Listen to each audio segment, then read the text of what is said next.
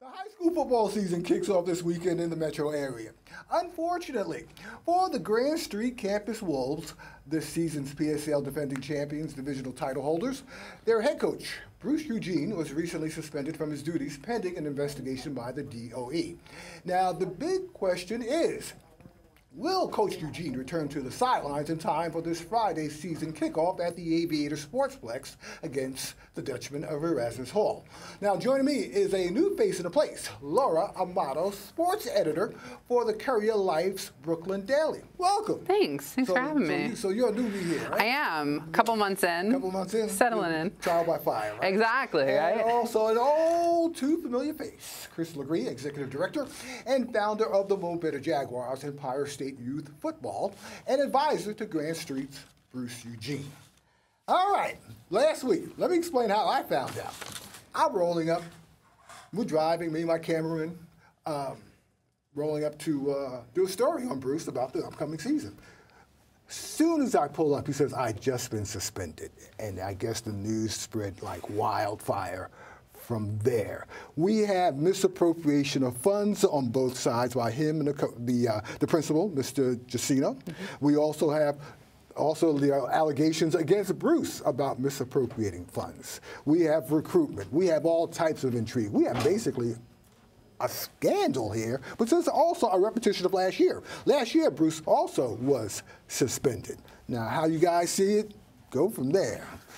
Oof. You go first. Me first? You didn't know. Jump right into the deep end there.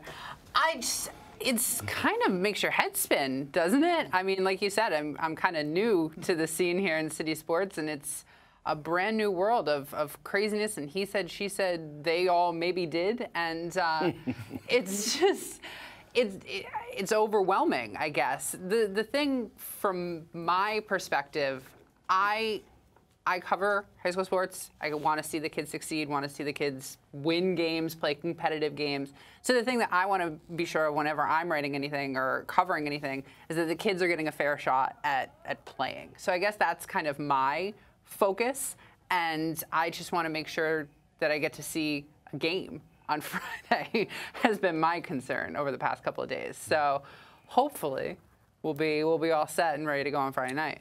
Now, when we interviewed the kids last week on the steps of City Hall, the steps of DOE, some of them said they would not play. I heard they have changed their minds. They are going to play on Friday. Who's coaching? One of the Grand Street coaches is coaching. No. Well, right now, Brian Ellis has been designated as the interim head coach. Okay. All right. Okay. And your position on this right now, I know this thing continues to unravel, it's continued to unfold. Where are the players mentally on this? Well, my concern is more their emotions.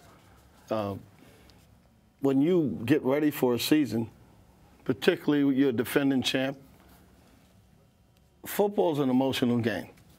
The preparation is mental, it's spiritual, and it's emotional. I'm concerned. They've been hearing a lot of different people in front of them, saying a lot of different things. And I'm kind of concerned about their temperament for Friday. It could go two ways. They could galvanize and really get together real tight and come together, or they could find excuses why we're not functioning like we should. You can't tell until we see it. Now, when you look at it, some of the allegations out there are recruiting.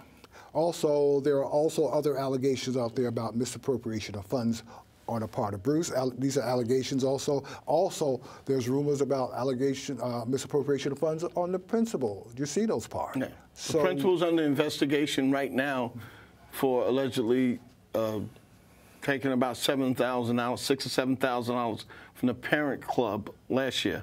The money has not been accounted for. There's a current investigation going on right now. Well, you guys fundraise for most of your own, as far as fielding the team, it's mostly funded by the community, right? It's not by the parents. By the parents, and yeah. They pay dues, and it's you know, we need to look at history. 5 years ago, nobody cared about Grand Street football. They didn't even call it Grand Street. They're still calling it Eastern District. Bruce Eugene comes in, and after 2 or 3 years, credibility hits in. By the 4th year, expectations set in.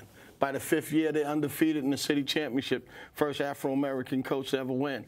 He's got a 100% graduation rate. He had 22 seniors placed in college, 19 last year, 13 the year before. Contrast to that, the school, I just looked the other day, the math regents, 288 kids took math regents. Passing percentage, 4%. There's a lot of things going on in that school. The other thing is this a personal vendetta against Bruce by the principal, by the administration? Why is this happening? What are the other charges? I can't talk about investigation because the investigators do what they do, but I've been around there for 2 years, and it definitely seems like a personal vendetta. Well, from what I've been told, this isn't the first time tensions have come to a head with this principal, even from a professional standpoint, not just coaching, but his professional life. So that gives me pause from the outside looking in, that this isn't the first time this has happened. Like you said, I mean, this is the second straight season we're starting off with a suspension. So that's a couple of question marks on my end. Is this retaliation for the Supreme Court case when your nephew Sharif Legree? You don't forget anything, do you? Well, hey, that's my job. Sharif, you got that Sharif Legree, and you have the Ashby case. Is this retaliation for what happened last year? If you're asking me, I don't know. The most important thing here is accountability to me. It still gets being accountable to the kids and to the families. I don't think this administration at that school does that at all. And I think they do things in a very insensitive way. And they've been doing it a long time. This principal has a history of investigations. He survived and a lot of other things. And on the surface also, does this look like maybe the appearance of racism, the appearance of cultural differences too on some part? Oof. That's your question. I guess my question is, now Grand Street is 3 different high schools, so why just one principal? Why just one guy making all of these claims and sparking investigations? Principal, that's why. Okay. So that's... Oh, I see where you're going. That's a good question. I just don't understand, if all these kids and all the team is made up of all 3 high schools, why are we not taking a administration-wide approach, I guess, is my question. Well, since I've been there, this particular principal takes control over the facility, the security of the school, the athletic department. He has a big hand in funding. Huh. So he's been there, 20 years, right? So he has a long history of this. But the other thing is I have to question his timing. I mean, this occurred Wednesday, the day before a scrimmage, the week before the season starts. I mean, man, he could have did this back in July. He could have did it back in June. Why? I mean, this is, in football terms, this is a blitz that the offense did not see coming at all, or perhaps you guys were getting wind of it and you were perhaps prepared, perhaps you weren't. I have another descriptor for it. It's insensitive. Okay. And if you look at his history, if you look at we haven't celebrated the city championship. Since the city championship, every month, this principal has generated a different email, derogatory email at this coach, building up a paper trail to get us where we are now. So where's Bruce? How's he taking all this right now? He's upset. He's a young guy. He's not a grizzly old veteran in that sense. He's a young guy. He's sensitive. And, Bruce got to look at what part he play in every situation like any other person and grow from it. That seems fair. I want the kids to play.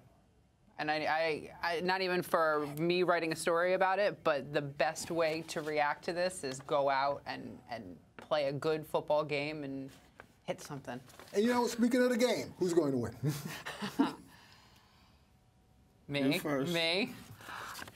Like you said, football is an emotional game. I mean, you are literally going out there and hitting other human beings as hard as you can, and that can go one of 2 very different ways.